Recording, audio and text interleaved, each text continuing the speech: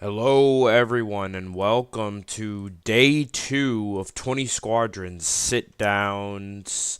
And today on the interview, we have 5-time NRHA Slava Cup champion Lavy. Let me actually tell everyone to watch the interview because it's on now, so have to look for the fucking YouTube live. Yeah, I got my own thumbnail and everything. Hold up. Over 105 subscribers. We are just cooking right now. Hold up, bro. I'm joining. I'm joining. Alrighty.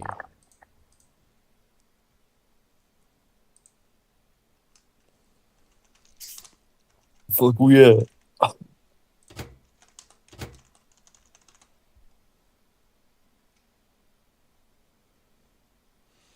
Alrighty. We are on air. Well, welcome, Mr. Or should I say more like former MVP Lavi. It is good to see you. It's good to have you, brother. First of all, how are you doing today, man? Oh yeah, bro. I've been good. You've been I'm good. still trading rookies and shit, but other than that, it's been very good. You've been very good. That's good. That's good. Well, I'm glad to have you here. I'm glad you wanted to do this interview and start off our 3 interviews today. Your segment should be about 30 minutes each for each interview. So let's get to talking. So, first of all, Lavi, I want to know, and I usually like to start off all my interviews like this. How would you consider this season for you? You were ranked as an elite forward in terms of the tier. You were an FO for the Atlanta Thrashers this season. You played 12 games. You put up 53 goals, only 14 assists, and 67 points. In terms of your season output, as we've seen you as a winger, we know you have definitely had better seasons. I know you've definitely not played the game as much, or maybe even I feel like the talent maybe was lacking in Atlanta this season compared to other and previous seasons where you had maybe a little bit more around you. But even in previous seasons, you were like our current MVP that we're seeing right now, who I'm just gonna say Swiss cheese. That's how I'm gonna call him, Swiss cheese. How he is just dominating. I'd say this era of NRHA hockey. That's what you used to do back in the WHRA in the early days of the NRHA. What do you feel like Mhm. happened to see this? I'd say drastic drop off of production, considering your production when we used to play together was in the 130, 140 point range. Well, I'm be honest. I think it's just losing love for the game. I mean, listen, bro. Everyone gets jobs and everything. You don't get as much time to play the game anymore. And one, I mean, I'm in my junior year. I need to focus on my work and shit. That's why I really wasn't playing that much games in the NRHA. Hmm. But yeah, you know how in RSWT, like when you stop playing the game for like 2 weeks, you become automatically ass and you Right. can't get back to like the sort of performance. Hmm. I feel when you like back in WRHA, right? Like me and you, we used to play like every single day. Right. I think that's what contributed to my consistency and everything. That's how it transferred to the leagues, Hmm. WRHA, and then MRH, WRHA, and then NRHA. And then maybe around, I think NRHA season 5 was my last kind of prime, I'd say. Like season 6, I don't think I was that good, but I feel like my stats were inflated a lot. Hmm. Like I decided to do a new method and everything. Right. But yeah, I think it's just about losing passion for the game, and that's kind of mainly it. Like you get inconsistent over time. Right. And no, I would definitely agree to this because looking at your stats back in season 5, you were putting up around 83 goals, 21 assists, racking Mhm. up a total of 104 points on a very skilled Sharks team that had two other league Oh, players. you can't. You don't even got to mention that shit. I know. You So don't even got to mention. exactly. So I definitely would say that as some of us prime gens get older and have played this game for quite a while now, I mean, you're entering your eighth season in the NRHA and probably career wise, 13th or 14th season. When did you start playing in all of the leagues? Um. Okay, so this is actually pretty interesting. I think back in summer of 2022. Yeah, it's been that fucking long. Back in summer of 2022, I found this hockey game because 2022 I was really getting interested into hockey, especially on Roblox. I played well, not season wise, but I played like BMHL kind of rec games. Right. Like like they invited me and shit. So I did that. I also played HHCO, Mhm. and then I find this new game that just recommended me all of a sudden called Row Hockey World Tour, and yeah, that's pretty much it. Like it just showed up out of randomness. I don't know. I can't even call it a god situation because it just came out of fucking nowhere. Maybe because like the game was getting popular and shit, but Mhm. it was a really fun fucking game during 2022. I'll say that. And I'd say you probably really enjoyed yourself when you played the game and were just enjoying your time. Oh And yeah, you just, really didn't have, I'd say probably, what's it called? Honestly, like much thoughts. It was just about fun until you joined the leagues and it kind of became competitive, right? yeah, kind of like I made a lot of friends from this game. Obviously, like Lobster is the first guy I met. Mhm. It wasn't from RSWT. I played baseball sluggers with him before. Mhm. Uh, got into RSWT, but he showed me the game. I was like, oh shit, I actually kind of like it. So then we had me, Lobster, Destino. I know you remember him. Mhm. Uh, I think you. Yeah, I met you around that time. Yeah. Oh, this is taking a toll. I think Guy Manuel. I know you don't know him, but I met him around maybe 2023. Like back when the POM AHL existed and shit. And yes, there was a league before I got into it. I Do don't think I you could do the you rest. remember what the name of that league was? Oh, Florida, yeah, Florida as well. So a lot of people who are honestly OGs to the I'd even say to the server, a lot of them you honestly go way back with, and yeah, I just it kind of bringing me back to the good days of when I was just playing this game for fun, and then I just wanted to have something where I was just like competitive in it. So I was yeah, I was. It's just bringing me back to some good times. So thank you for doing that, my man. But um, what was No your problem, bro. what was your first official season in the any of the leagues? Like was it the NRLH or MRLH or whatever that was called? Yeah. So back when I was still playing RSWT Publics and shit, Lobster invited me actually to NRH first. But Okay. I think it was like mid-season or when the season was about to end. It was NRH season 2, Mhm. and I decided I wanted to play in that. Well, that league I just talked about, Palm AHL. That's where I wanted to play in. Mhm. Um, and after that folded, Lobster invited me to the MRH in season 1. I was like, "Fuck it, that actually looks like an organized league." Other than Palm AHL, so I was like, "Yeah, sure, I'm in." Okay. So you've been playing for and the MRLH was before a WHRA, correct? Oh yeah, yeah, way Okay. before. All right. So that was then. So two, and then this is season 7. So yeah, you've been playing quite a long time. You've been playing at least around 11 seasons.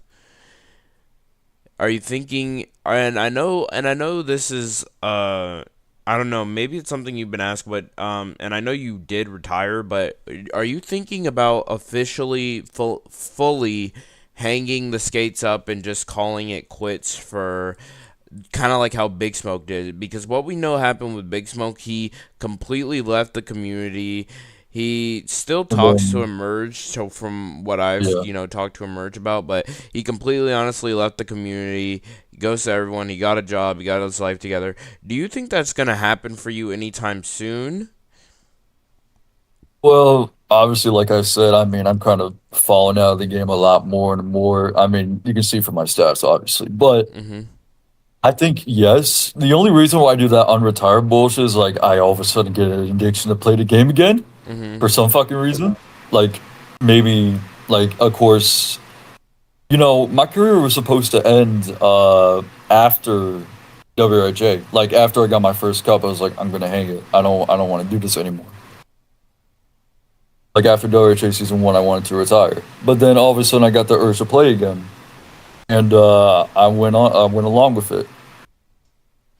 But to answer the question though, I mean, yeah, I think so. I mean, I'm in my junior year, about to go into college. I'm not gonna have that much time to play anymore. I'm gonna get a job.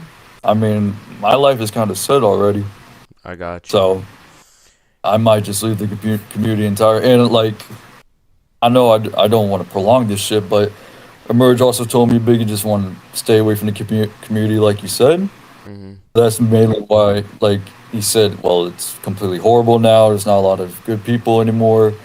Not a lot of, you know, fun people, sensitive people. I mean, you can say like anything you can Right. say like, Right. and Because I won't lie, I agree with him too. I agree with him too. who do you think, and this is your opinion, and like I said on my podcast, I always like for my interviewees to be honest with me. Who do you think have been some of the main troublemakers or people who have made the community less enjoyable in recent times? Because I know back in the days, there were definitely, back when you first started as a rookie, there were definitely some players who insulted you and who had things to Oh, say, and but then you went on and proved them wrong. So now in today's world, we have, or now in today's game, we definitely have a quite a large community. So, is there anyone that you feel like honestly makes this community worse off or more, and maybe it's not even worse off, but it's difficult to be around them and you don't find yourself liking being around the community? Like when if you were chatting in the Discord chat at the same time as this person, you would mhm. just be like, I'm completely turned off from chatting anymore. So, do you have any ideas of who those players would be if you want to say names or character traits, attributes, things like that? Because we definitely had I wouldn't say name calling, but definitely some of our interviewees yesterday who were very open and honest about people who they well, I wouldn't say strongly dislike or hate, but definitely had some constructive criticism or some criticism of how Mhm. that person treats them. So, what would you have to say? Oof. I don't like listen, I don't deeply hate anybody. Like I don't. But there is only maybe one person I really fucking hate. And it happened this season. You wanna know who that is? Yeah, let's hear You wanna know? That same motherfucker who tried to fucking sue me, that faggot, it. you already know fucking who. You already Right. fucking know who. Yeah. They left You they wanna left know the what the fuck Discord happened? community. You wanna know what the fuck happened? Yes. I give I give this motherfucker one season. Cause she says she's gonna be active. Guess what the fuck she does? She fucking, oh my fucking god. Ugh! I don't wanna fucking get into it. I really don't, cause this shit fucking pisses me off. I really Mhm. don't. But she fucking plays VR chat anytime we have a fucking game. Mhm. That shit pisses me the fuck off Would you s- completely. would you say as an FO, one of the things that other FOs should look out for, or something that can definitely turn you off from a player, is a player who is playing another game or doing something Yes, completely exactly. unrelated If you, yeah. while an ongoing game is going on and you guys are trying to win? Oh yeah, definitely, definitely, fucking definitely. I mean, if you ever try to get somebody who plays, I don't know, fucking VR chat or fucking one of these VR games for fucking 15 hours of fucking time, don't fucking draft him or don't fucking sign him. Learn from my damn mistake, because that was one of the worst fucking decisions I've ever fucking made. Yeah, taking a risk on that person. Yeah. I got you. Fucking lobster. He told me beforehand. I was like, yeah, fucking, I'm gonna still do it. Let's see what fucking happens. Did not work out. Did not work out. Would you say this season as an FO for you, continuing on into your how you've been as an FO, would you say this season for you and for the Thrashers was an overall successful one? Would you say it was a building block moment for some of the younger Thrashers who will continue to play throughout their career? Because when I watched your guys' playoff games, and of course I was commentating on some of them, I really liked how the team played with a lot of fluency. In certain moments in time, and I do feel like your defenseman Snowy has looked particularly very, very excellent when he's played so far. I have to give him a lot of praise because he has looked absolutely spectacular under the Thrasher system. So, how did you build upon players like Snowy? And again, how do you feel as an FO this season went for you? Would you say it was a successful one? Oh yeah, definitely. I mean, listen, first season FO for everybody. I mean, it can be like a tough challenge, but here's the thing: when you experience in the GRHL or you decide to coach for a team that wasn't really that good, and you go into Publix, and then you get these people, and then you train them. Hmm. I trained Snowy, and he already said he played left defense. I'm pretty sure.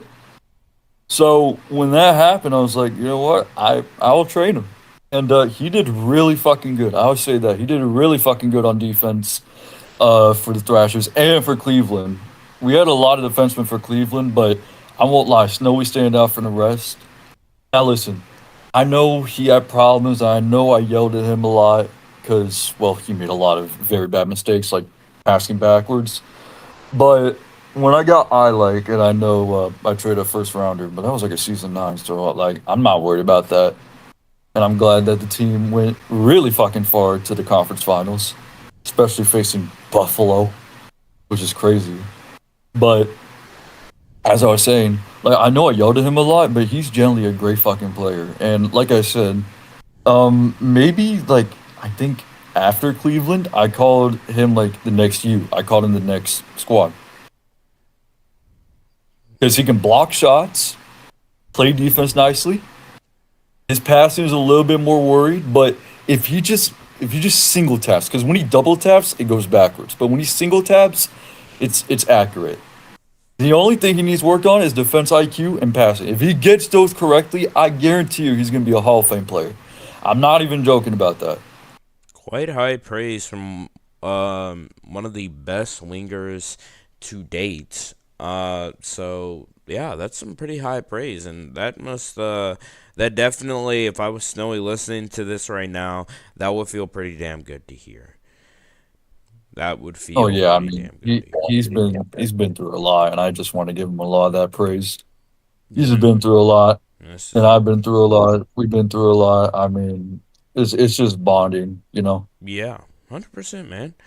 And in terms of your mental health, I know you've definitely had some struggles this season, as a lot of us players have had mental health struggles in the past, and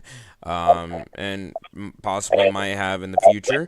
Of course, as a community, we want to come closer together to honestly help and combat those mental health issues as you've talked about them publicly. And how's that doing, man? Like, you doing good? And in terms of your mindset and where you are in terms of the community and publicly talking about it, how do you feel that's gone along for you?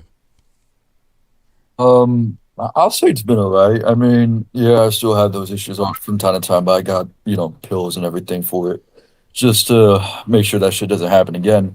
And I don't take them, well, shit might go crazy. I won't lie. I'm not really deeply personal with it. Well, yeah, I am, but I don't know about it anymore. I really don't want to go through that situation again.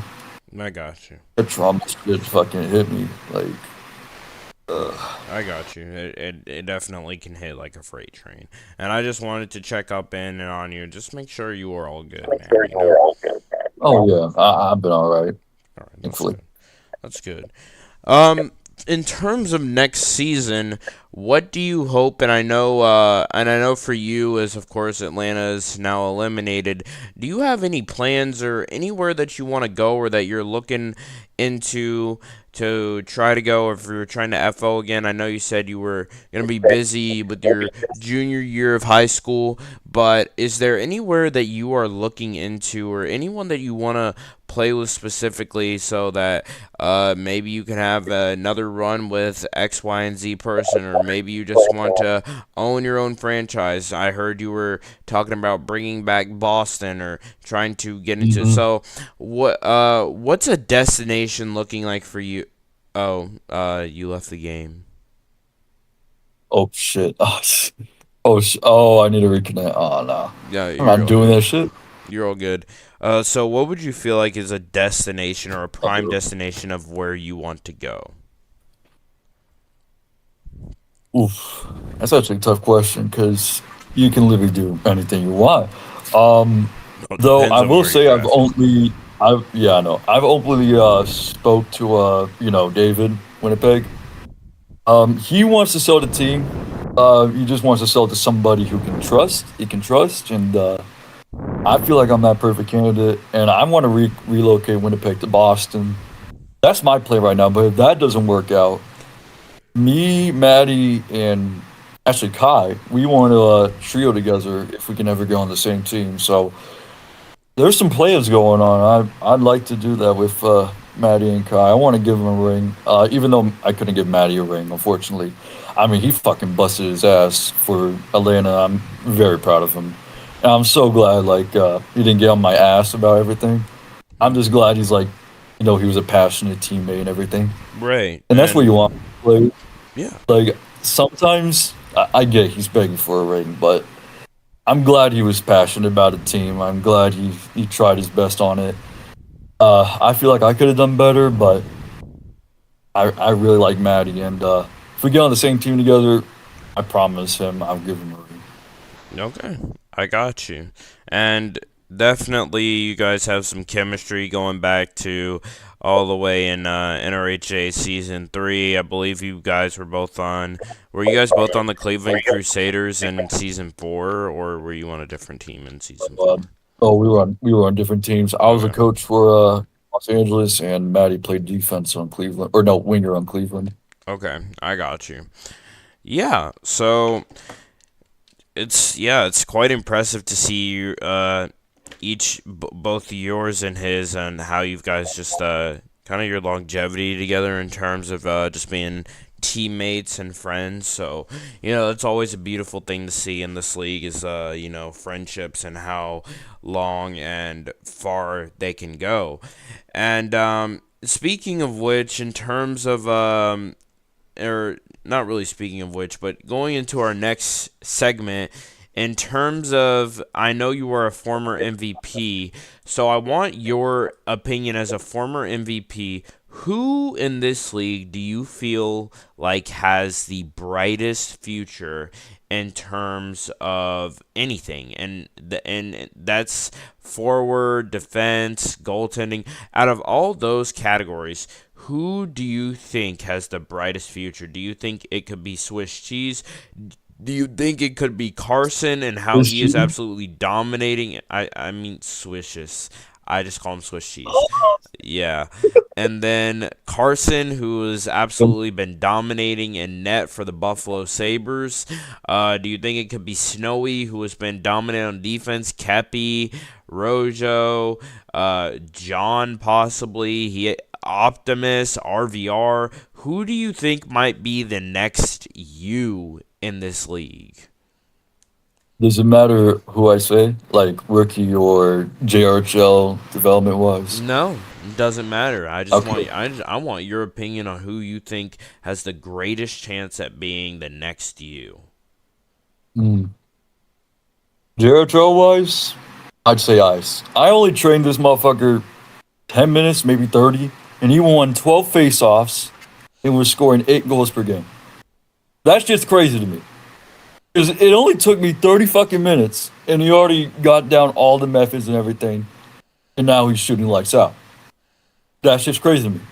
But also, I will say Swissus, I can't say it right now because my fucking braces. Swissus, I think he's one of probably the next me. I mean, he already like solidified himself. But if he gets a cup, he will solidify himself as the next me. I'll say that much. Especially if he plays a lot more. Oh yeah, and and I also want your opinion on this in terms of the Buffalo Dallas series. Who do you think is gonna take that? Oh wait, hold on, my bad. I'll also say RVR because he wants me to mention him, but like jokes aside, he's a great fucking player too. And if he just keeps going where he's at, he will definitely be in the Hall of Fame. I'm not even joking on that. You know it too. Oh yeah, I know it too. I talked to him yesterday. I feel like if he continues to improve on his consistency, and he's I feel like RVR he is definitely taking the Nathan McKinnon route. We haven't seen a direct shot up in terms of like 50 to 60 point trajectory shot up like we saw with Swiss Cheese. I feel like Swiss Cheese right now is currently the Connor McDavid of this current league, and that's a lot of glaze, but it's just the truth. And RVR, I feel like, is taking that Nathan McKinnon route to where he's just getting better and better progressively. Started off in San Jose, putting up a few points, got better the next season, and then has absolutely just ran through a brick wall this season. And next season, there's going to be a lot of I'd say pressure on him, not only from himself but maybe from FOs for him to do the same thing, considering how much I am also hyping him up to be on par with some of probably the best, on par with the best player in this league right now, which is, of course, Swiss Cheese. So, honestly, all RVR is going to need to do is just keep. Next season, he's going to have to run through a fucking steel wall to Oh, prove yeah. to prove himself and to prove to everyone else that he is that generational player, or that he is uh, Alex Ovechkin's, or he's like Sidney Crosby to Alex Ovechkin, or like Swishes is Alex Ovechkin and he's Sidney Crosby. Like, he maintains that status of just keeping it going, because if it's one thing I know about you, Lavi, you are damn consistent. Mhm. Especially starting off, you were one of the most consistent players I had ever seen, and one of the greats of this league that won't be forgotten for your impact on other players, on the impact you've made on the game, and definitely how you have continued to have a lot of consistency and longevity, because a lot of these players, they will maybe have an amazing season once and never have that same amazing season up to that hype again. You can have consistency with amazing season after amazing season in a row, and that is something that a lot of players will struggle with, finding that consistency over time each and every season. So it's something I have to even applaud you for. But as we are wrapping up our time together, since it has almost been 30 full minutes and I will have to move on to the next interview, here are my final thoughts and my final question to you, Lavi. In terms of all of your seasons that you've played in the NRHA and the WHRA and the MRLH, out of all the seasons you've ever played in your career, which one was your favorite? Which one was the most memorable for you? And which one would you say just you have memories about it and you go back and you just look at maybe old clips or just reminisce of just like, man, this team was fucking awesome and I just miss it. Man, you already know, motherfucker. Fucking NRHA season 2 Thrashers, baby. That was your I favorite mean, come team. on. All right. Yes. All right. I mean, come on, bro. Cinderella story team. It fucking folded midway through because, well, I made a bitch about myself. The North Stars. I know Vinter used to own them, and then folded because I want to get. I demanded a trade, and we had one of the worst fucking drafts I've ever fucking seen. I mean, I, I know I keep fucking saying this, but how the fuck you draft Roblox guest? That nigga ain't playing. But other than that shit. The Thrashers came. Arden, I have to take Arden. I won't lie. He saved the Thrashers. He FO'd and then I FO'd, and it was probably one of the worst fucking FOs. I I cut the entire team for Biggie. Well, So that was. you've definitely come far as an FO though. I can't even lie. I don't even know how the hell I even went 7-7. That shit surprised me. But anyway, like even if I cut everybody, I re-signed Juggle. I signed Lobster, which nobody wanted apparently. Nobody wanted from free agency because they thought he was gonna be inactive. And then we traded Biggie to Quebec for Sandy. And And yeah, swept Quebec and went to the finals and be an inactive San Jose team. And that was probably one of the best fucking teams I've ever seen. okay. Well, that's quite a recap and me going down memory lane of playing those games with you.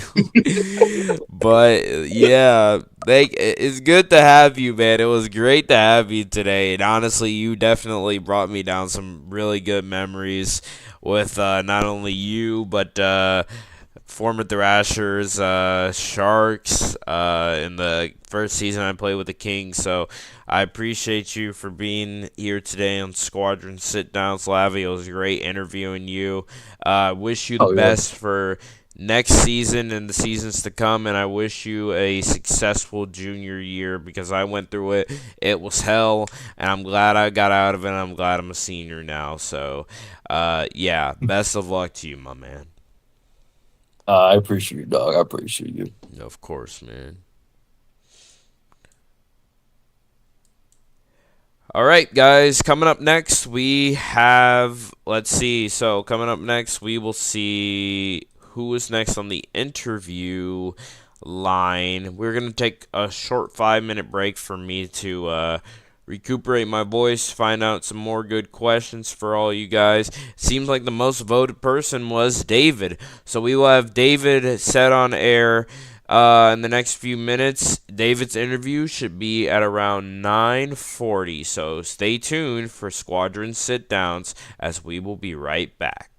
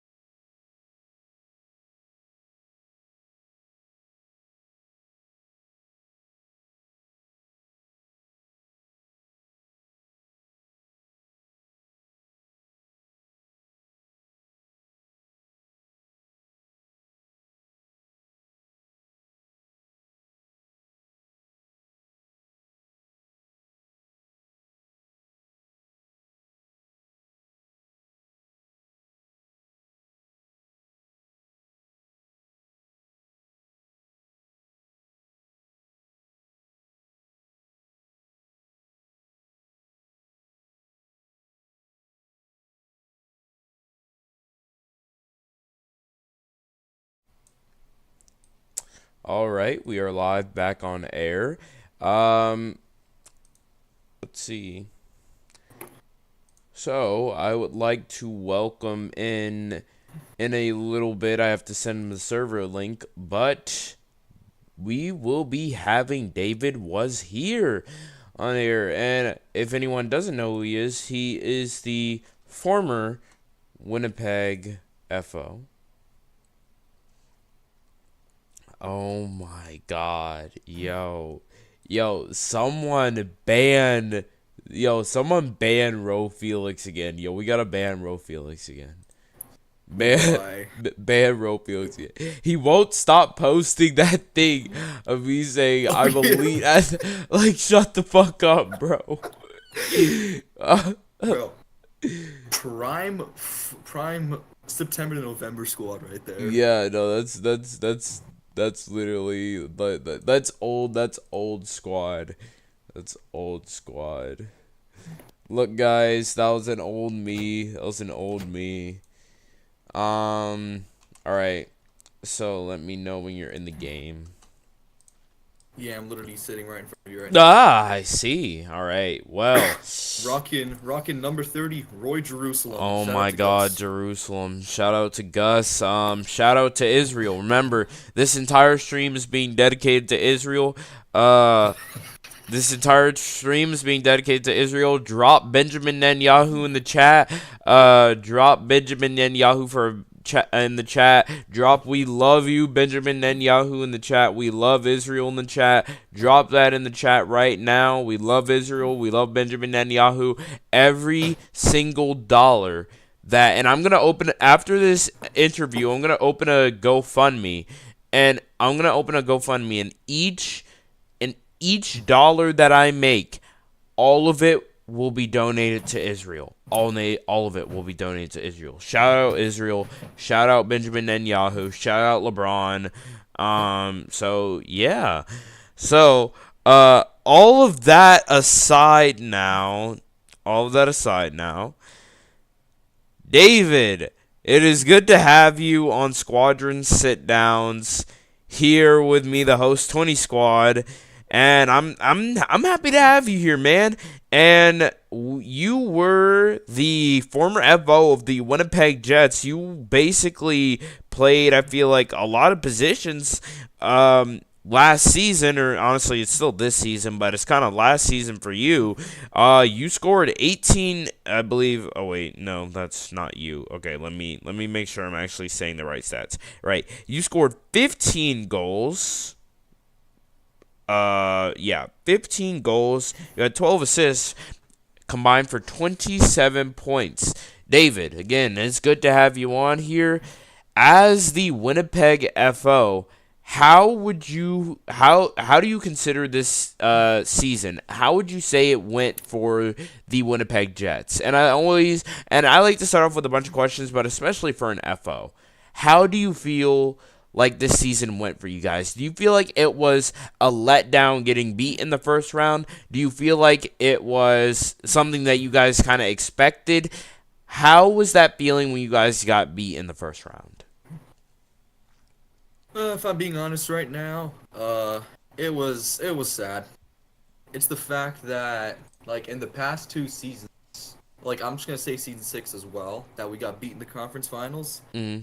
It was a bit depressing considering I sacrificed a lot Mm-hmm. of like different things, like different assets, draft picks, players. Tried to improve my roster as much as I could, but it was ultimately just sad getting beaten the first round again, especially since like nothing went our way almost with scheduling and like practices. It was like a hot mess coming into game 4. Yeah, I definitely know there was a lot of commotion going on when it came to Game 4.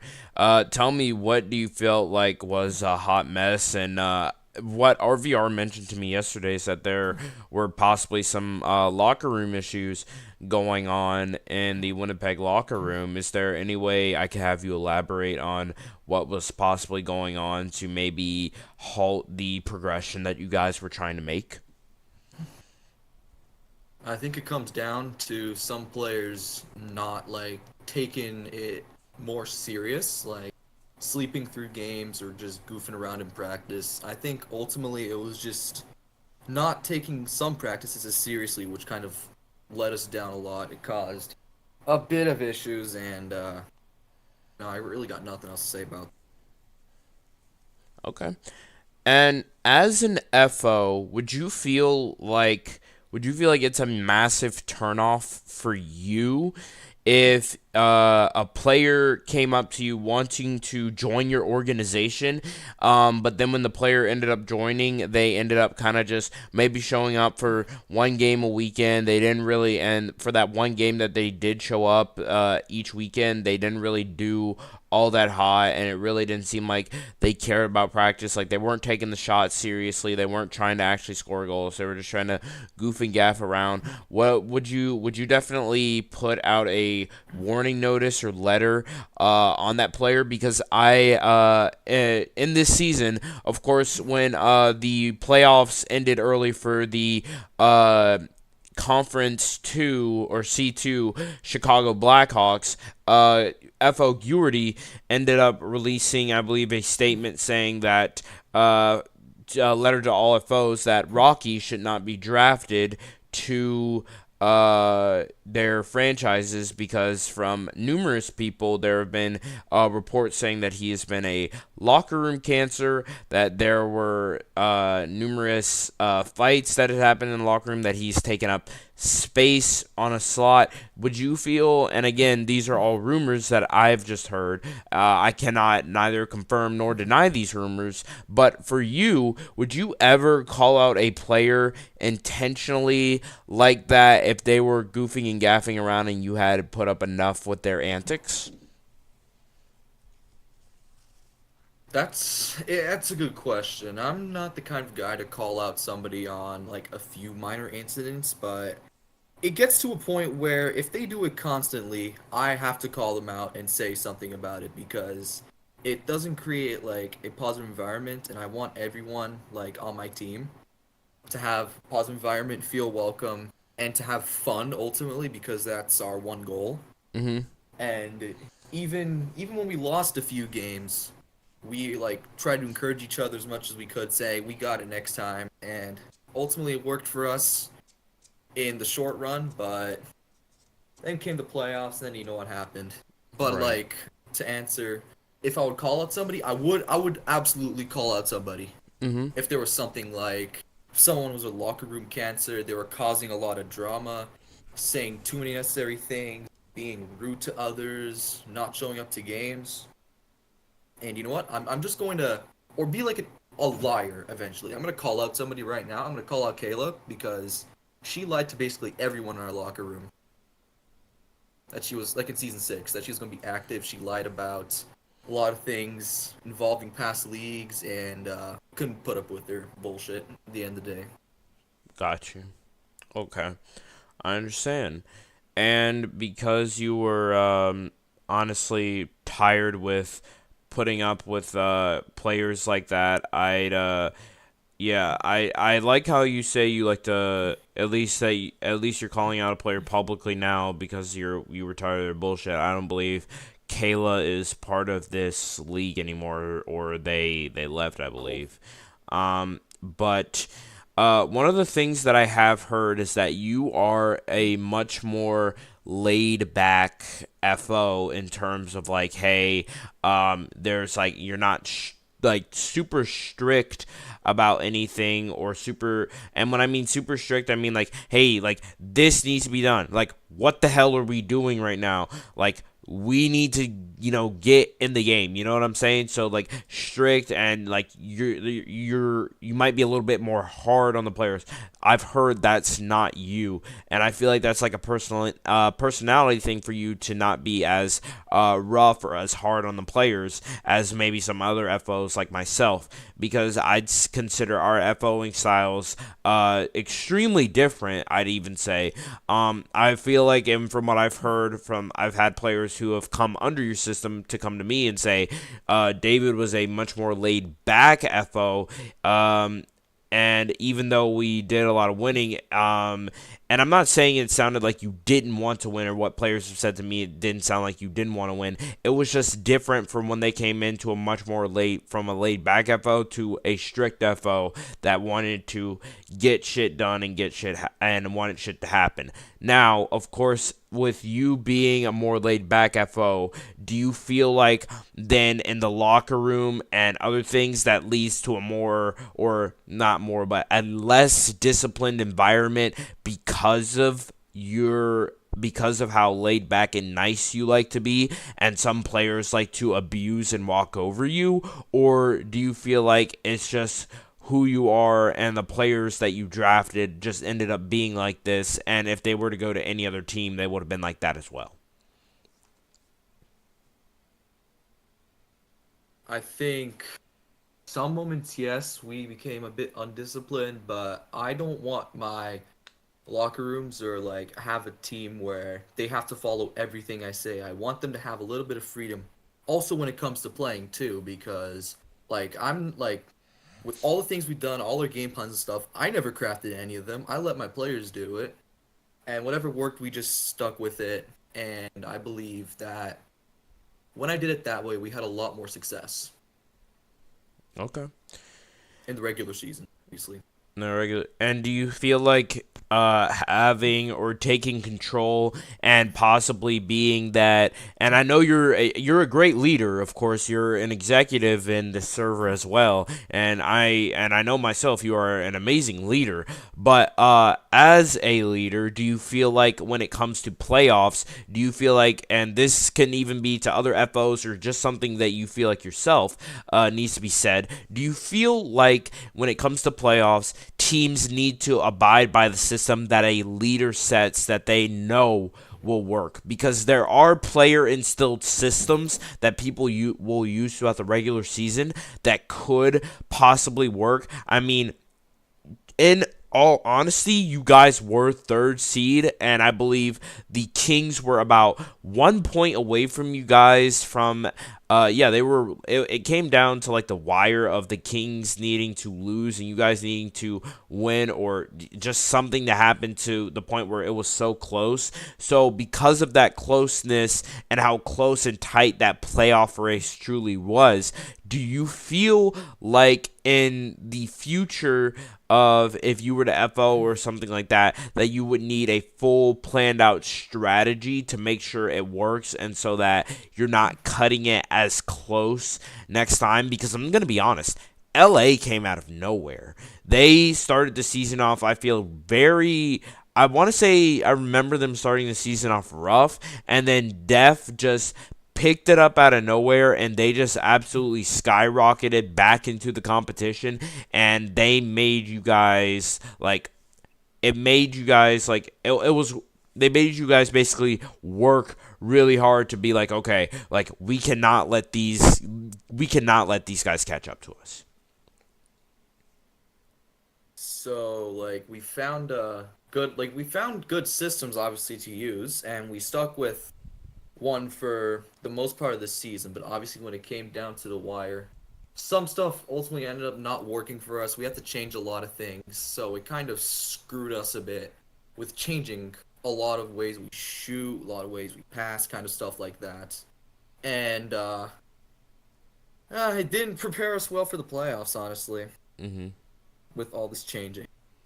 And do you think during the seasons of which things are going, do you feel like if things are going a certain way during the season and you have them going a certain way, that maybe changing them right before the playoffs happen can be a little detrimental and hurtful to the team when it becomes so sudden? Yeah, no, it'll happen to everybody. If there's a sudden change, and if somebody wants to force a change on you, you have to gradually get into that change. You can't just, unless you're some really good player, you sometimes can't get a new system going in right away. Like with a snap of a finger, it can't work like that with most people. So, and then ultimately when our good players couldn't come, we had to change a lot of positions. That messed up things for us a lot. Not having solidified positions, you said? Well, when it comes to some players being missing, Right. obviously, I was filling in for almost every single person if something happened. Mm-hmm. And in the past, like the 3 seasons, let's say, I played every single position, Mm-hmm. and it never got me a good chance to actually practice one position all the Right. time. So when I had to play winger, I was not good at that at all. Right. And do you feel But when like? I played, Oh, continue. Continue. and then when I played defense, however, I was so much better at defense because I've played majority of my games now at defense in my whole career. And so, do So you yeah. feel like this is hurting your chances for accolades, especially because you have been playing everywhere and you don't have a solidified position? It's kind of hard for you to win accolades and go higher in how people view you as a player, because as a person, you are one of the nicest people that everyone knows. When everyone talks about the NRHA Awards, your name is always mentioned. You are constantly and consistently known as one of the nicest players in this league. However, when it comes to actually playing the game, I do feel like the amount of moving around that a lot of FOs have you do, and even yourself, is hurting your chances to win accolades, because I do feel like you are definitely a strong contender for, I believe, the Evil Luke, which will be the best defensive forward. So if you were to play an entire season on winger, I do strongly feel like you could win a few of those awards and solidify yourself as a very good two-way player, because you have that strong defensive structure, but you also have that goal scoring hardwired into you. So I do feel like if you do find some consistency, or an FO finds consistency of where they can put you and then have you there consistently, that will definitely be a good thing. However, I do feel like because of how you've been utilized, it kind of makes it a little difficult to place you, because you feel like you can be a like depth player. And this is just me. This is just coming from me. You can be a depth player, or you can be, I'd say, a fringe. And when I mean this in the nicest way possible, like a fringe starting winger. Because because to be honest, you haven't gotten the starting time as much in winger, because the amount of other players who are also in winger who are absolutely just dominating at that position, it doesn't give you any time to be in that position. So I feel like a good role for you, David, would be on a team as an alternate captain or a captain. You go into the role of winger, especially if the team is down and they're struggling. You go hype the team up, hype them up, because you're known as a nice guy. You hype them up, say, let's fucking get back in this, boys, and keep it going. That is where I feel like your role is going to be, and you're going to solidify yourself as a great Evil Luke winger. But I definitely feel like it's hurting your Evil Luke chances as a amazing defensive forward. What are your opinions on that?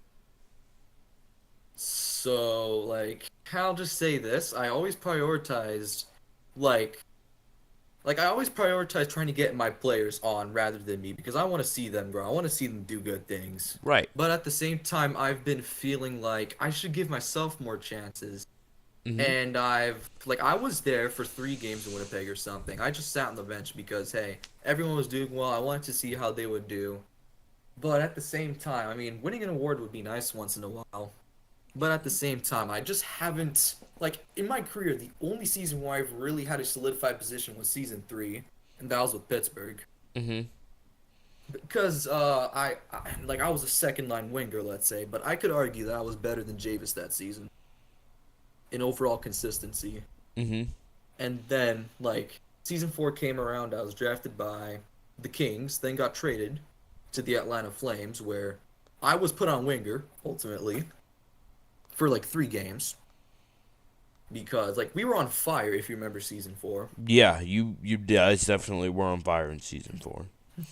Like, dude, the fact that we scored 22 goals in 2 games, Mm-hmm. 2 separate games, it was kind of crazy how good we were doing with our team. And I think it was Lobster, Vin, Makari, myself as our starting line. Mm-hmm.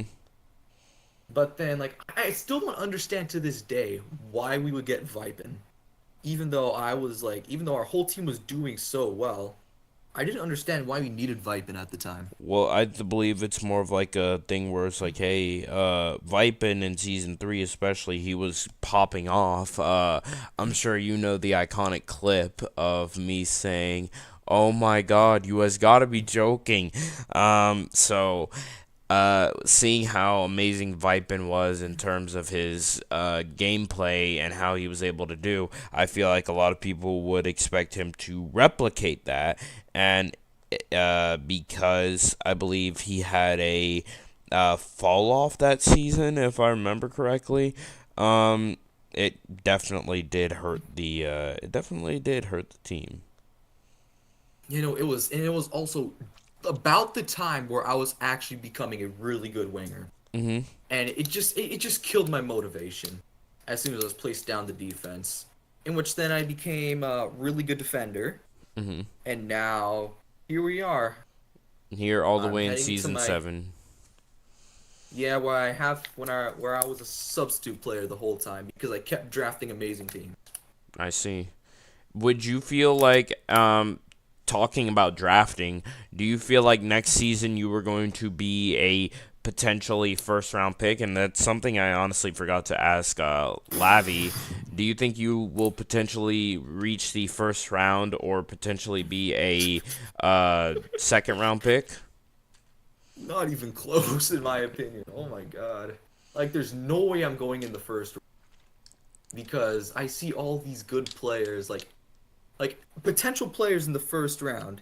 Mm-hmm. You got names like possibly even Twix. He still has good times too, but he could be probably late first round pick. For me, I'm probably expecting maybe a mid second round, if anything, if people can actually invest into what I am as a player, like a Mm-hmm. defensive winger, and then who can score sometimes 4 or 5 goals a game if you need. Mm-hmm. Because I can still do that perfectly fine. But it's just I was always like a second option in my Mm-hmm. whole career. And you And want to whenever be there was some, and do you something, want to be somewhere where you're that first option? yes, I very much do.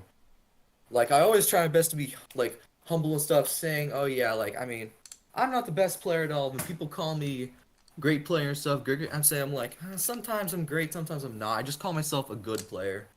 But at this point, I want to win and I want to be a number one option, and I don't want to be on a team where I sit on the bench and say, and if we win a cup, say, "Oh yeah, I contributed something." I actually want to do something for the team if we win a cup I see. and And actually be involved. so there are two things that play into this. One is activity, and two is, the time that you're going to be given, and it depends on the team. So the teams that are usually going to be built are teams that are going to have your two best wingers, and it also means that FOs are going to have to take a risk on giving you a chance to give you a chance to prove yourself to why you deserve that starting role. So, David, tell me right now, are you planning to be active for season 8 of the NRHA? And two, how bad do you want that starting role? Because I know FOs will be listening to this interview. If I'm being honest, I got absolutely zero clue about my activity. And two, I really want a starting position. 7 seasons of being overlooked, 7 seasons of or 3 seasons as an FO, giving my players lots of opportunities, Mm-hmm. and now it's amounted to thoughts of almost hiring maybe if there's nothing left. Like sometimes nothing left to do if I'm going to be a player and always be a second option. Like I always wanted to be out there and like be a big name, but God, I don't know. It's just it's weird. It's a weird thing I have in my mind right now about what to do. I got you.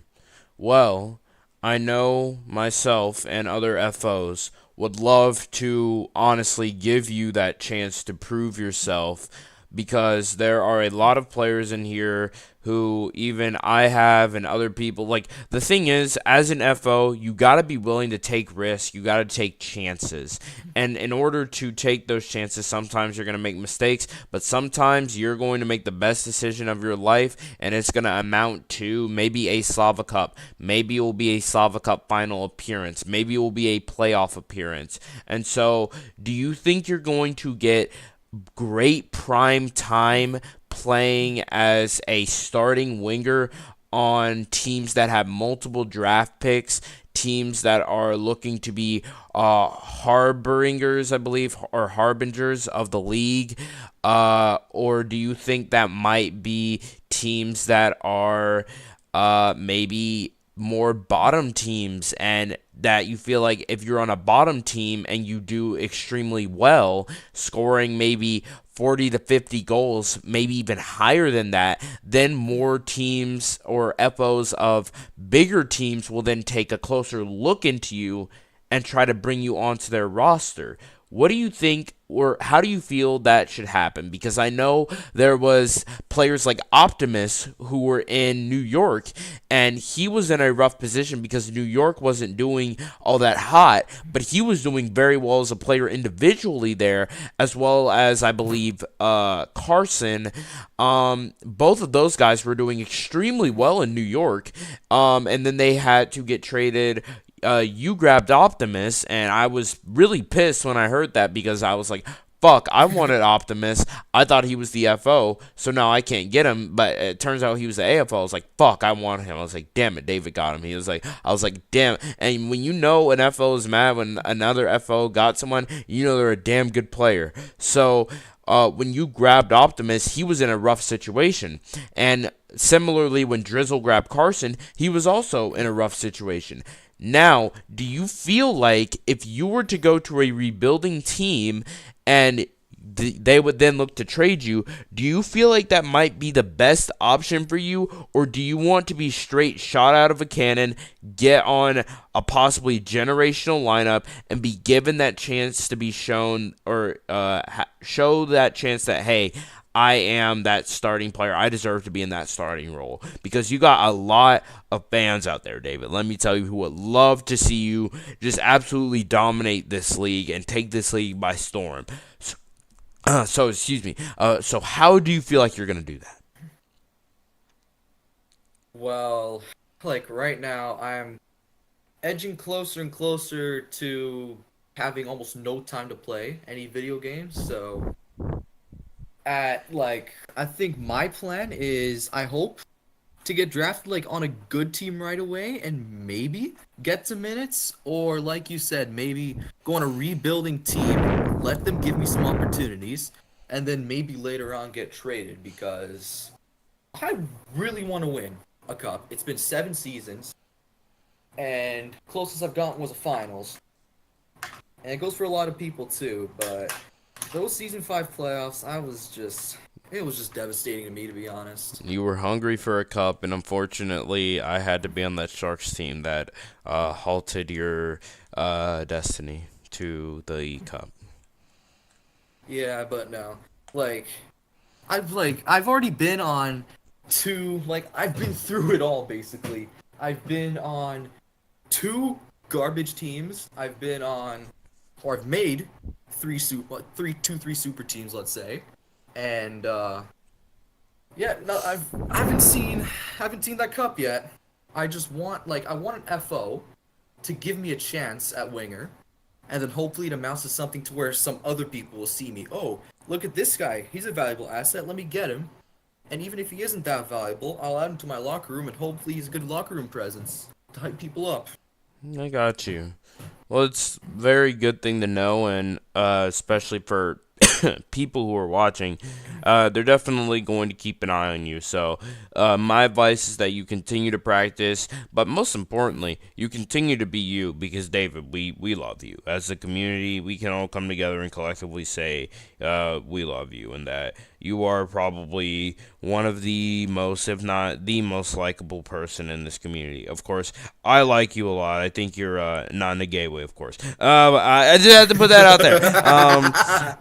I like you a lot. Of course, I'd say in terms of the nicest person, I think Sapphire is the nicest, but that's also because he's in my locker room and he's my captain, and because, I just love the guy a lot. But, yeah, this interview has, I believe, been going on for around 30 minutes, I'd say. Yeah. So I'm going to grab your final thoughts here. Final thought, and my final question for you on today's interview, David, is actually going to be kind of a twister question. Who do you feel in a locker room you would not get along with? Who do you feel like if you were in a locker room with, you would just be like, damn, I really wish I was not in this locker room right now? Because as the nicest person in the league, of course, we all want to know and want you to be honest about who you don't really mesh with or vibe with. And it doesn't even have to be someone you like hate or and I know you're not the kind of person to probably be like a hateful person, but who would you just really not like to be in a locker room with? That's a hard question. I can tolerate everyone to a certain extent, but there's obviously a point where there's a certain level of disrespect where you have to get on to where it'll make me upset. And if there's one person I wouldn't really like, oh boy, it's hard because it's hard because like I haven't seen people be disrespecting me face to face. So yeah, no, I got no answer for that. I'm sorry. I just got no answer. I got you. That's okay. And yeah, I definitely feel like it's difficult for some players to definitely answer that question because, well, not only you don't want other people, around the league publicly knowing who you dislike or may not mesh with, but, might not also, you just might not in general just like not harbor any just strong dislikable feelings, towards people. But yeah, that was honestly my final question since I got through most of my other questions regarding you and being an FO. So, yeah, thank you for being on this interview, man. We were blessed to have you here, and I'm so glad you were able to join me as I will move on to my final interview for tonight. So, thank you for being on air with me, David. I hope you have a great rest of your night. And if there are any questions that you have for me before you leave, I'll be free to answer them. I also got no questions, but I got one sound to play. Oh God, what is he gonna play? We gonna come and blow New Jersey up. Bang, bang. All right, We're bro. gonna blow New Jersey up, bro. All right, bro. Yeah. We're gonna blow New Jersey up with lots of positivity. Okay, there we go. That's what I like to Of course, hear. bro. Yes, bro. All right, take care of yourself. Have a good night. Yeah, you too, bro. Alrighty, you guys. So that moves into the final interview that we will likely have today. We are going to take another short break. We should be back on air, I believe, around 10:20 to 10:25. Stay tuned for our final interview with possibly let's see who the winner. So it was a tie between Twix and Sam. Sam voted for himself. Twix also voted for himself. So we're gonna have to take a final poll between Sam and Twix. I'm gonna have to ping the here.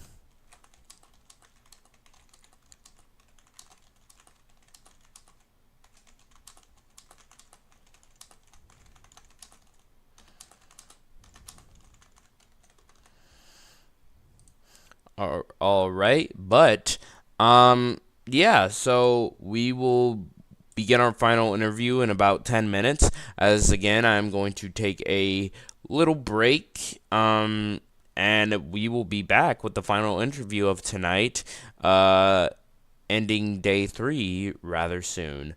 Stay tuned, guys, and remember every sit down will build a legacy.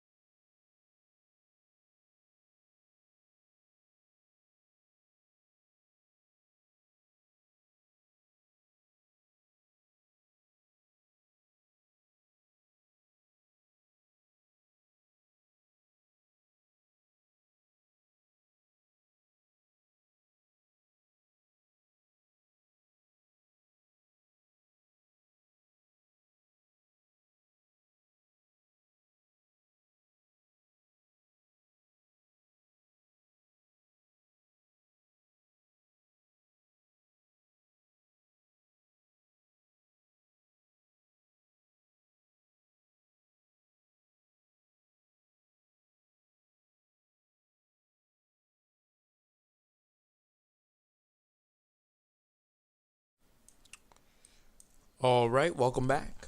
Sorry for the elongated break.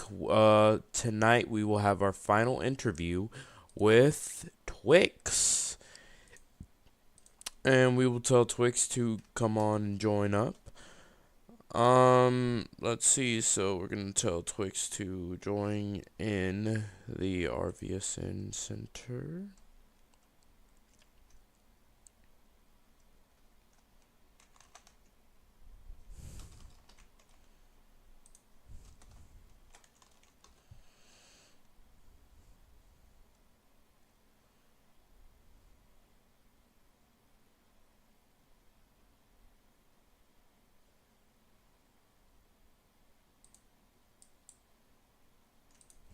As we are awaiting Twix's arrival, this will be the final interview of tonight.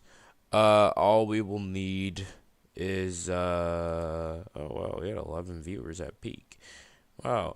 Make sure to tell your friends to come back and join. Listen, sit down, watch the interview. This will be the final interview of tonight. Tomorrow we will do some pre-entrance interviews for Buffalo Sabres players Carson. Or I'm sorry, we already interviewed Carson, so it's going to be Sam. And maybe some more players who would like an interview. Honestly, I think I might start doing a system where we have, what's it called? What is it called? Where I open a Google form, and if you want to be interviewed, then you put down what you want to be interviewed on, how long you want your interview to be, etc., etc. Tell me, would you guys like for me to do that?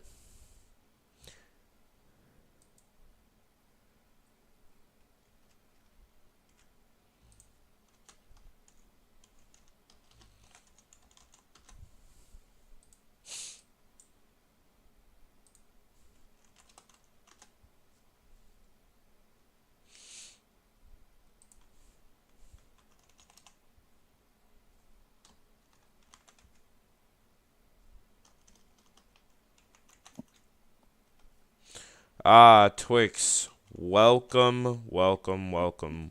You are our final guest for today, and here we are, and I will ping one more time in the broadcasting studio to say Twix is here. Final thing of the day. Media ping.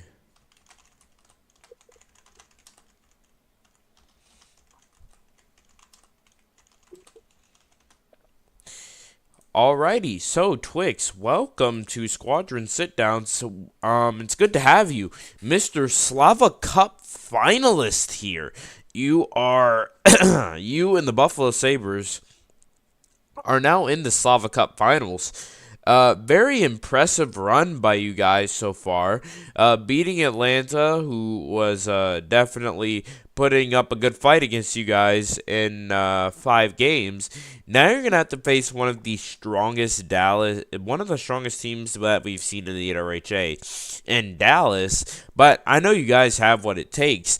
But the question is, do you yourself feel like you have what it takes? It seems like this season for the Buffalo Sabres, they have definitely had a lot of reliance on your star MVP, who has scored 126 goals of the season. Meanwhile, you are the closest one to him in terms of point total with only 41. He has exactly 100 more points than you do. You had 31 goals during the regular season, and then we look at playoffs. Playoff-wise for the Sabres, he has still been one of your best players, having 45 goals, playing all 5 games. You have played 3 games. You were suspended for that 1 game because of the dispute that you and Lavy had, and you have 13 goals in 3 games. So, do you feel like that production is going to improve or not over the course of this series? First off, I'll thank you for having me here. But to answer your question, if you don't have faith, then there's no point in playing. I obviously believe in myself and my whole team. it's a very hard team that we're going against. But if there's no faith, then why even play? So I will try my best, and we can only see what happens. That's right. Amen to that. And you do definitely have to have a lot of faith in this league to get get a lot of places. How did you feel when you were drafted ninth overall in the first round to the Buffalo Sabres?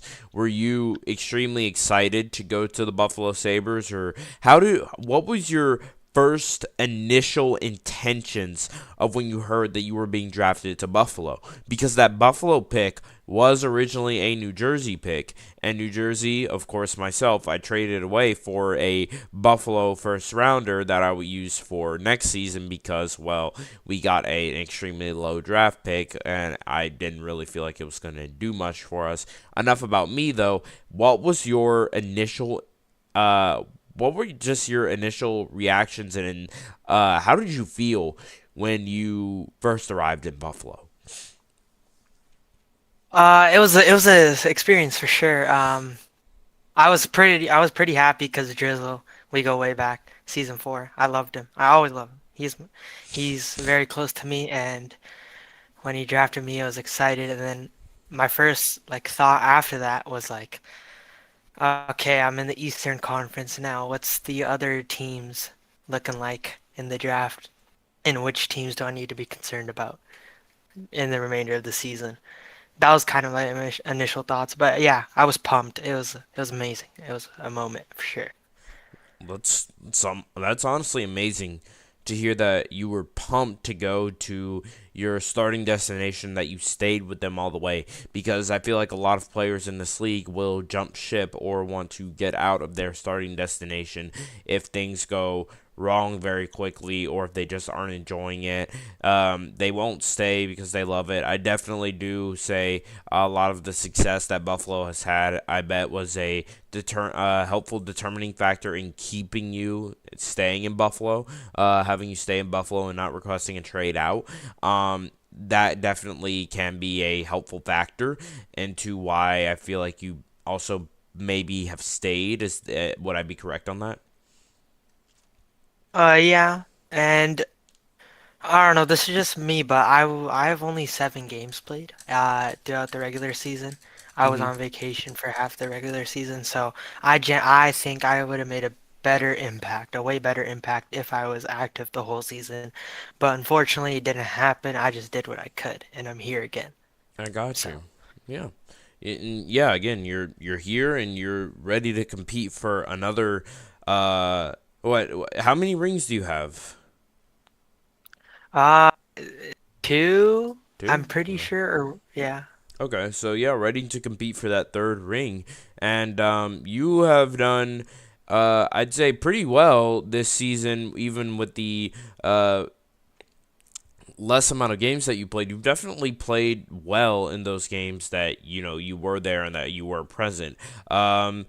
And you've definitely solidified yourself as a solid other winger to the MVP on your team. How is the environment in the locker room in Buffalo? Is it one that you feel like is good, or do you feel like it's one that's more like just business, because they're business kind of locker rooms, or it's just like, okay, hey, it's business. We come in, get these 3 games out of the way, don't talk to each other for 3 to 4 days. Okay, practice, business, get to business, get down to everything. Okay, we're in the playoffs, yada yada yada. Do you feel like it's very laid back atmosphere? Do you feel like it's a good mix of everything? Do you feel like it's like a goofy, fun atmosphere? Is the atmosphere gay in the locker room? All questions that everyone wants answered. Yeah, I think it's all around because there's times where we're genuinely gay to each other, and um, some arrestable things are said in there. We bond a lot, and when we actually need to lock in, when it matters the most, like when the series is tied, say, or we're down in the series, then we get serious. We start practicing, we recollect. But it's really that bond in the first place that allows us to be serious in our practices, and that chemistry, it really gets to flow. But yeah, I say it's a mix of everything in general.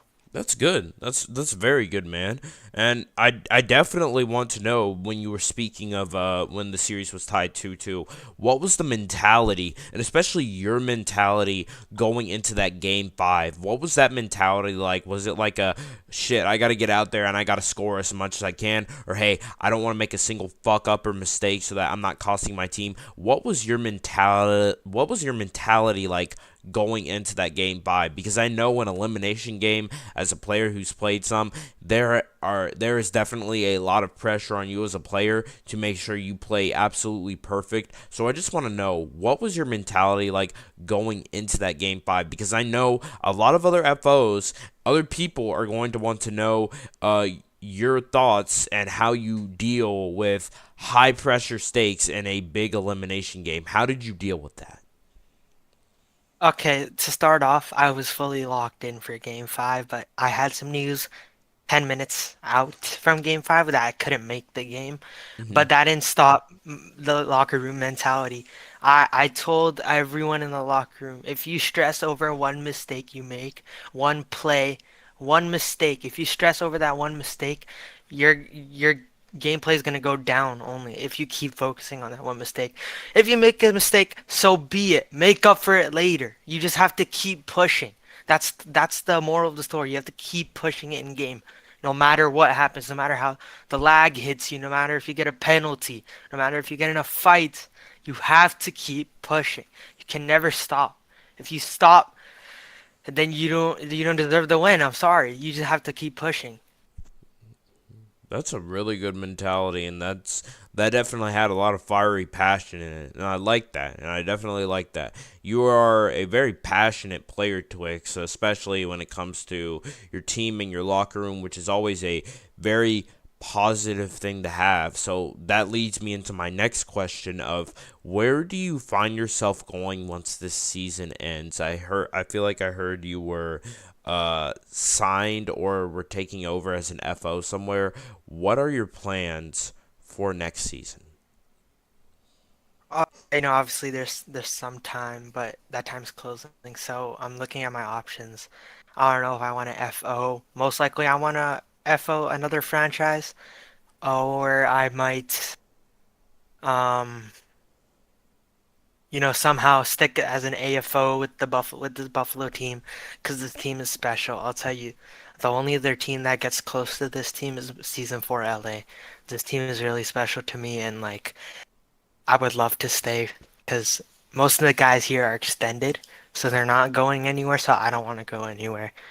I'll do anything it takes to stay here. This would mean you would end up most likely having to take a, I believe, 9-game penalty if you were to say retire and then unretire during the season with the Buffalo Sabres if you wanted to stay with them. How would you feel about that?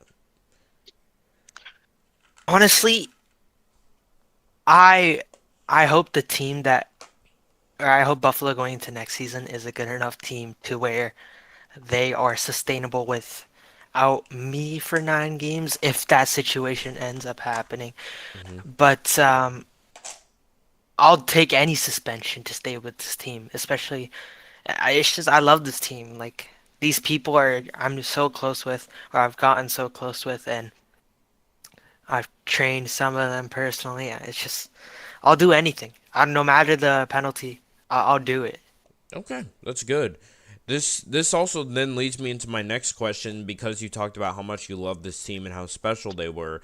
And I know this might be a little bit of a touchy subject, but as an interviewer, I will always answer and ask of your truth, and just always just ask the questions that I feel like I want to ask and need to be asked. So before I believe the finals happened, you and I feel like Lavi or you and him were having a dispute, and before that you were having, I believe, some maybe mental health problems, and that ended up having you exit the NRHA for a few days and then rejoin, and you also exited the box office. You were formerly a secretary, and well, now you are no longer a secretary. Of course, I am not saying that that is. I'm not saying I'm not shaming you, but I am wanting to know, how did the Buffalo team come together to support you and help you in that time of in that rough time? Everyone was supportive, and I truly, that's one of the reasons I love this team. Even when I was at my lowest, they stood up for me. They comforted me when I needed it the most. And it was, it's unexplainable. Like you can't just get that out of any team in the NRHA. Right. You gotta like bond and earn that. But they were very, they cared about me a lot, and I loved it, and that's why I love this team so much, and I don't want to leave. That's But yeah, great. That's amazing, man. That's a beautiful thing to hear. And what player do you feel like really encapsulated the just affection and love? And I mean this in like the most like brotherly kind of way. Like, what player do you feel like just personified that and showed that full throttle when you were at your lowest? What player was that for you? honestly, it was kind of close. So there was Lezo. Lezo was comforting me a lot. He was like, "We need you. Come on, I know you need a break, but we're gonna need you in the series. We believe in you. We're here for you, etc." But then, Sam, who's the other candidate for this interview, um, me and him are personal best friends in real life. I literally got him into this league and onto this team, Mm-hmm. and I've traded him. Um, so like, he would call me, check up on me. Yeah, I definitely think it was him because he knew me personally and he was checking personally on me to see if I was fine. And he's like, "Hey, if you need a break, take your break. It's fine. We're here for you whenever you need it." And yeah, so I think it was definitely Sam. Okay. Definitely. That's a beautiful thing to hear, and it speaks to how good of a friend Sam is towards you, and that's a beautiful thing to have a really good friends. And what are your opinions on Sam as a player? And I believe he is a forward for the Sabres. What are your opinions on him and how his progression is going as a rookie in this league? And do you think he's going to take some big steps looking into next season, considering he's a rookie, getting all this playoff experience very early? I mean, yeah, he's a good forward overall, good depth player. The playoff pressure might be hitting him a little bit, but you can't really blame him. Like his first couple of games, within his first 10 games, he's in the playoffs, and it's like it's just insane for him. I can only imagine what he's going through. So, but he has a lot of potential. I can see him taking very big steps in the upcoming seasons of the NRHA, and he's going places for sure, for sure. What do you I think? believe in him. And what do you think Sam's ceiling is? Do you think his ceiling is a league player, a franchise elite player? Where do you see him capping out in 3 to 4 seasons from now? I think, no hate to the man, but I think he'll cap out at franchise. And now, if he's really hungry for it and he really wants like to do the best he can reach league. But he has to be fully committed, fully. He has to be locked in the whole way if he wants to reach league. But I don't doubt it. I don't doubt it. He's going places for sure. And where do you see yourself capping out? As you said, franchise for your friend Sam. You've been playing this game for quite a while now, and you have solidified yourself as, again, the second winger to the MVP, and this is, again, with less games played. I do believe if you had more games played, you would be around a 60, between a 55 and a 70 goal scorer this season if you had played more games. So I do want to know your opinion of where you would see yourself in terms of tiers of where you would place. Do you think teams should take if or Buffalo should try to keep you around, or if you got drafted over to another team, how do you think you would fare? Well, I've been franchised before in season 6. I don't know if anyone knows that, but I was franchised, and I don't think I'll go higher than franchise just because, I mean, I try to be consistent with my goal scoring, but I haven't really had an explosion of my goal scoring. It's kind of just stayed the same, 7 goals per game or something, 5, 7.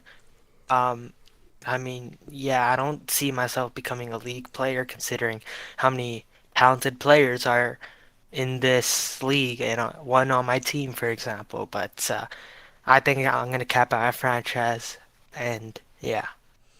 Okay, that's good. And as a J, and I want to talk about your JRHL, what you're doing in the JRHL. How do you feel like as an executive? Because I'm pretty sure you stepped down as the commissioner, but as an executive, how are you enjoying that job? Do you feel like it's becoming a little overbearing, or are you still enjoying your job in a position of power in the junior? I believe it's called the Junior Row Hockey League. Yes, correct. I mean, yeah, I like it there. I like my position, and I don't intend to step down from that position by myself. I have a care for the rookies, and I actually used to scout a lot of rookies. I've been slacking off on that, but I used to scout them a lot. So I have a natural bond with every new player into this league. I have sympathy for them, try to comfort them, and yeah, so I'm probably gonna stay as an exec in the JRHL for a season or two, maybe 3. I'll try to stay there as long as I can, but obviously it's not up to me on how long I can stay there. Right. So, What do you feel like your activity is going to look like going into next season? How much is school and other things outside of school, like life, how much are they going to affect you? I think it's gonna go down. Like, I'm just gonna be brutally honest. Yeah, I think the activity is gonna go down because I want to be more close with my family, with life in general. I actually have to lock in on like school and everything. I have to become a better person. Just like that personal, I don't know, it's just personal. I'm just trying to become a better version of myself. And by doing so, I'm going to take some time off the league most likely in the upcoming season. Okay, I got you. Excuse me. Let's talk about your upcoming series with Dallas.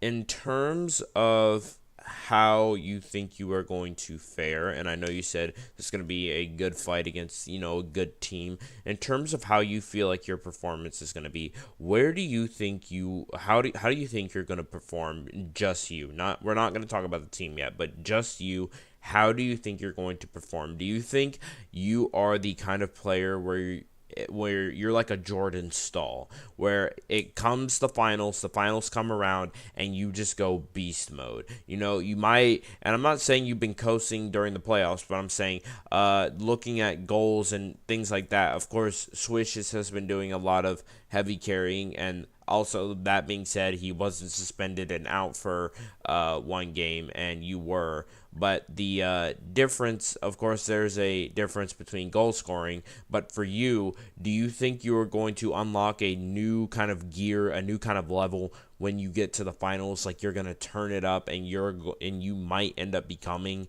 that MVP. Like, do you think you could possibly end up being the MVP for your team this finals?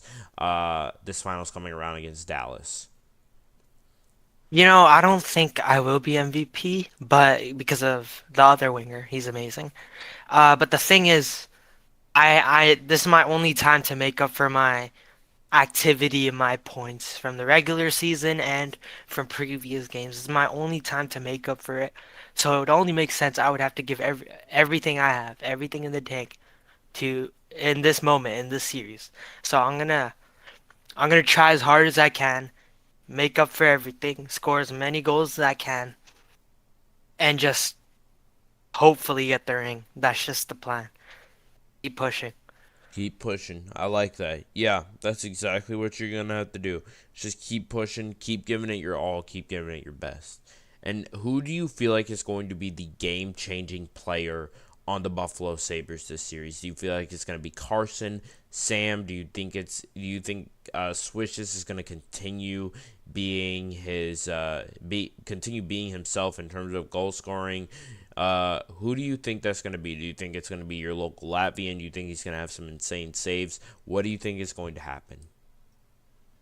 I think Thesis, obviously. I think he's gonna have an explosion because he's gonna realize that this is it. This is all he's ever wanted. This is what he's worked for, and that goes for everyone in the team. But he's gonna know what's on the line if it ever comes to an elimination game, and he's just gonna explode. I have a feeling, like he's just gonna go crazy. I could say the same for Carson too. I know Carson is dialed in. I know what Carson's dreams are for this league. I know what he wants and what he thrives for, and I think he'll do anything for it. He's amazing. He's an amazing goaltender. That goes for Ceases too. Ceases is an amazing winger. So I think those two will do anything, and they have chemistry between them. Hella chemistry. So I think they will do anything for this ring. They will, no matter how many saves, no matter how many passes, no matter how many goals it requires, they will do anything until they physically can't, because they're desperate. Which is good. You always want to have that desperation in you because it's so important to just keep fighting, keep having that desperation so that you can go all out and just win, do everything that you possibly can to win, just, go out and win. And I feel like Indeed, that's you have to. yeah, that's so important, man. Yeah, you have to. You have to die for the team. Basically. Whether that, yeah, you have to die for the team. But yeah, let's see. And in terms of the series, do you think that you guys will beat the Sabres in I'm sorry, you guys are the Sabres. I'm having a brain fart. I've had done 2 interviews before this. I'm tired. Do you think, in terms of the Dallas Stars, how many games do you think that's going to go? And do you think your team is going to win? I know most players are probably going to be like, yeah, our team's going to win, or yeah, we're going to beat them. But some people are just like, I don't know, man. They're a really good team, But yeah, do you think you guys are going to win this game? Obviously Dallas is a powerhouse. They have everything figured out, but their main goaltender, Juggle, has been suspended for the first 3 games, and I think that's going to be a huge hit on their team, and we, the Buffalo Sabres, are going to try to take advantage of that. I don't know what their alternate option is, but in terms of the series, I think it's going to go to.